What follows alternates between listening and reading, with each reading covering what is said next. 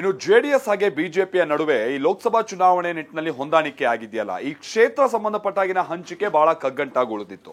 In fact ನಿನ್ನೆ ದೇವೇಗೌಡರು ಕುಟುಂಬ ಸಮೇತರಾಗಿ ಪ್ರಧಾನಿಯವರನ್ನ ಭೇಟಿಯಾಗಿದ್ರು. ಆ ನಂತರದಲ್ಲಿ ಮಾತನಾಡಿದಂತ ಕುಮಾರಸ್ವಾಮಿ ಅವರು, ಕ್ಷೇತ್ರ ಹಂಚಿಕೆ ಬಗ್ಗೆ ನಾವಿನ್ನೂ ಏನು ಡಿಸೈಡ್ ಮಾಡಿಲ್ಲ, ಅದೆಲ್ಲ ಆ ನಂತರದಲ್ಲಿ ಡಿಸೈಡ್ ಮಾಡ್ತೀವಿ, ಆದ್ರೆ ನಮ್ಮಿಬ್ಬರ ನಡುವೆ ಒಂದು ಹೊಂದಾಣಿಕೆ ಬರಬೇಕು, ಒಂದು ವಿಶ್ವಾಸ ಬರಬೇಕು, ಅದ್ರ ಮೇಲೆ ವರ್ಕ್ ಮಾಡ್ತಾ ಇದೀವಿ ಅನ್ನುವಂತಾನೆ ಹೇಳಿದ್ರು. ಕುಮಾರಸ್ವಾಮಿ ಅವರು ಏನೇ ಹೇಳಿದ್ರು ಕೂಡ ಕ್ಷೇತ್ರ ಹಂಚಿಕೆ ವಿಚಾರವಾಗಿ ಫೈನಲ್ ಆಗಿದೆ ಅನ್ನುವಂತ ಸಂಗತಿ ತಿಳಿದು ಬರ್ತಾ ಇದೆ. ಹಾಗಾದ್ರೆ ಮುಂಬರುವಂತ ಲೋಕಸಭಾ ಚುನಾವಣೆಯಲ್ಲಿ ಬಿಜೆಪಿ ಜೆಡಿಎಸ್ಗೆ ಎಷ್ಟು ಕ್ಷೇತ್ರಗಳನ್ನ ಬಿಟ್ಕೊಡೋಕೆ ಒಪ್ಕೊಂಡಿದೆ, ಅದು ಯಾವ್ಯಾವ ಕ್ಷೇತ್ರಗಳು, ಬನ್ನಿ ನೋಡೋಣ.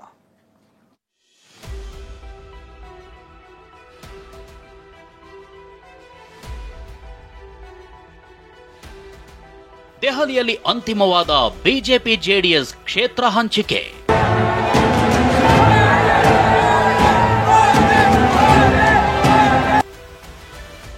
ಇಪ್ಪತ್ನಾಲ್ಕು ಕ್ಷೇತ್ರಗಳಲ್ಲಿ ಬಿಜೆಪಿ, 4 ಕ್ಷೇತ್ರಗಳಲ್ಲಿ ಜೆಡಿಎಸ್ ಸ್ಪರ್ಧೆ.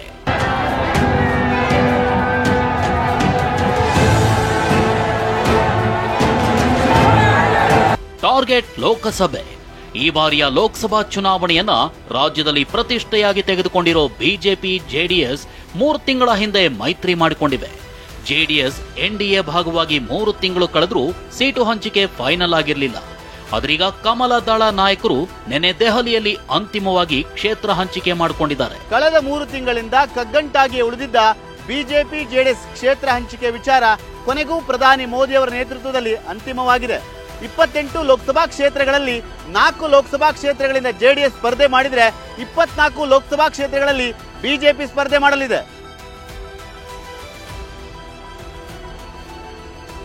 ಮಾಜಿ ಪ್ರಧಾನಿ ದೇವೇಗೌಡರ ನೇತೃತ್ವದಲ್ಲಿ ಪ್ರಧಾನಿ ಮೋದಿ ಅವರನ್ನ ಭೇಟಿಯಾದ ಕುಮಾರಸ್ವಾಮಿ ಕ್ಷೇತ್ರ ಹಂಚಿಕೆ ಬಗ್ಗೆ ಅಂತಿಮ ಮಾತುಕತೆ ನಡೆಸಿದ್ದಾರೆ. ಪ್ರಧಾನಿ ಮೋದಿ ಜೊತೆ 20 ನಿಮಿಷಗಳ ಪ್ರತ್ಯೇಕ ಮಾತುಕತೆ ಮಾಡಿರೋ ಕುಮಾರಸ್ವಾಮಿ ಹಾಗೂ ದೇವೇಗೌಡರು 28 ಲೋಕಸಭಾ ಕ್ಷೇತ್ರಗಳ ಪೈಕಿ 4 ಲೋಕಸಭಾ ಕ್ಷೇತ್ರಗಳಲ್ಲಿ ಸ್ಪರ್ಧೆ ಮಾಡೋ ಬಗ್ಗೆ ತಿಳಿಸಿದ್ದಾರೆ. ಆ ಪ್ರಕಾರ 24 ಕಡೆ ಬಿಜೆಪಿ ಸ್ಪರ್ಧಿಸಿದ್ರೆ 4 ಲೋಕಸಭಾ ಕ್ಷೇತ್ರಗಳಲ್ಲಿ ಜೆಡಿಎಸ್ ಕಣಕ್ಕಿಳಿಯಲಿದೆ.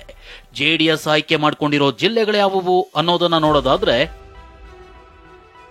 ಕೋಲಾರ, ಹಾಸನ, ಮಂಡ್ಯ ಲೋಕಸಭಾ ಕ್ಷೇತ್ರಗಳಲ್ಲಿ ಜೆಡಿಎಸ್ ಸ್ಪರ್ಧೆ ಬಗ್ಗೆ ಅಂತಿಮವಾಗಿದೆ.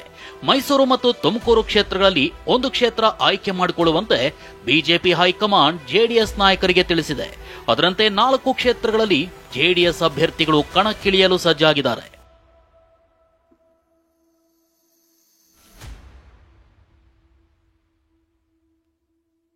ಇನ್ನು ಪ್ರಧಾನಿ ಮೋದಿ ಜೆಡಿಎಸ್ ನಾಯಕರನ್ನ ತುಂಬಾ ಆತ್ಮೀಯವಾಗಿ ನಡೆಸಿಕೊಂಡಿದ್ದು ರಾಜಕೀಯ ವಿಚಾರದ ಬಗ್ಗೆ ಸಾಕಷ್ಟು ಚರ್ಚೆ ನಡೆಸಿದ್ದಾರೆ. ನಾವು ಈ ಬಾರಿಯ ಚುನಾವಣೆಯಲ್ಲಿ ನಿಮ್ಮ ಜೊತೆ ಇದ್ದೀವಿ, ಎಲ್ಲರೂ ಒಟ್ಟಾಗಿ ದೇಶವನ್ನ ಕಟ್ಟೋಣ ಅಂತ ಪ್ರಧಾನಿ ಹೇಳಿದ್ದಾರಂತೆ. ಇಷ್ಟೇ ಅಲ್ಲದೆ ಈ ಬಾರಿಯ ಲೋಕಸಭಾ ಚುನಾವಣೆಯಲ್ಲಿ ಮಾಜಿ ಸಿಎಂ ಕುಮಾರಸ್ವಾಮಿ ಮಂಡ್ಯ ಲೋಕಸಭಾ ಕ್ಷೇತ್ರದಿಂದ ಸ್ಪರ್ಧೆ ಮಾಡುವಂತೆ ಖುದ್ದು ಪ್ರಧಾನಿಗಳೇ ಸಲಹೆ ನೀಡಿದ್ದಾರಂತೆ. ಲೋಕಸಭಾ ಚುನಾವಣೆಯಲ್ಲಿ ಮಂಡ್ಯದಿಂದ ಆಯ್ಕೆಯಾಗಿ ಕೇಂದ್ರಕ್ಕೆ ಬನ್ನಿ ಅನ್ನೋ ಮಾತನ್ನ ಪ್ರಧಾನಿ ಮೋದಿ ಹೇಳಿದ್ದಾರಂತೆ. ಈ ಮೂಲಕ ಜೆಡಿಎಸ್ಗೆ ಒಂದು ಕೇಂದ್ರದ ಮಂತ್ರಿ ಸ್ಥಾನ ಕೊಡುವ ಭರವಸೆ ನೀಡಿದ್ದಾರೆ ಎನ್ನಲಾಗಿದೆ. ಇನ್ನು ಕುಮಾರಸ್ವಾಮಿ ಮತ್ತು ದೇವೇಗೌಡರ ಜೊತೆ ಮೋದಿ ಸದ್ಯದ ರಾಜ್ಯ ರಾಜಕೀಯದ ಸ್ಥಿತಿಗತಿ, ಲೋಕಸಭಾ ಅಭ್ಯರ್ಥಿಗಳ ಆಯ್ಕೆ ವಿಚಾರ, ಚುನಾವಣಾ ಕಾರ್ಯತಂತ್ರ ಮತ್ತು ರಾಜ್ಯ ಬಿಜೆಪಿ ಮುಖಂಡರ ಜೊತೆ ಒಟ್ಟಿಗೆ ಹೋಗೋ ಬಗ್ಗೆ ಸಾಕಷ್ಟು ಮಾತುಕತೆ ನಡೆಸಿದ್ದಾರೆ. ದೇವೇಗೌಡರು ಮತ್ತು ಕುಮಾರಸ್ವಾಮಿಯನ್ನ ಪ್ರಧಾನಿ ಮೋದಿ ನಡೆಸಿಕೊಂಡ ರೀತಿಯಿಂದ ಜೆಡಿಎಸ್ ನಾಯಕರು ಫುಲ್ ಖುಷಿಯಾಗಿ ಈ ವಿಚಾರವನ್ನ ರಾಜ್ಯದ ಬಿಜೆಪಿ ನಾಯಕರ ಜೊತೆ ಹಂಚಿಕೊಂಡಿದ್ದಾರೆ.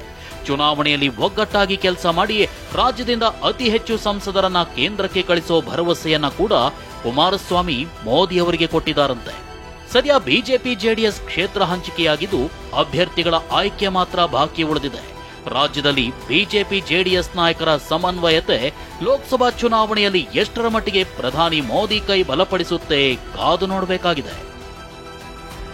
ಬಿಜೆಪಿ ಮತ್ತು ಜೆಡಿಎಸ್ನ ಕ್ಷೇತ್ರ ಹಂಚಿಕೆಯ ಕಸರತ್ತು ಕೊನೆಗೂ ಅಂತಿಮವಾಗಿದ್ದು ಅಭ್ಯರ್ಥಿಗಳ ಆಯ್ಕೆ ಮಾತ್ರ ಬಾಕಿ ಉಳಿದಿದೆ. ಅದೇನೇ ಇರಲಿ, ಈ ಬಾರಿಯ ಲೋಕಸಭಾ ಚುನಾವಣೆಯಲ್ಲಿ ಬಿಜೆಪಿ ಮತ್ತು ಜೆಡಿಎಸ್ ನಾಯಕರ ಒಗ್ಗಟ್ಟಿನ ಪ್ರದರ್ಶನ ಎಷ್ಟರ ಮಟ್ಟಿಗೆ ಪ್ರಧಾನಿ ಮೋದಿಯವರ ಕೈ ಬಲಪಡಿಸುತ್ತೆ ಕಾದು ನೋಡಬೇಕಾಗಿದೆ. ಕ್ಯಾಮರಾಮನ್ ಸುಶೀಲ್ ಜೊತೆ ಸುನಿಲ್, TV9 ಬೆಂಗಳೂರು.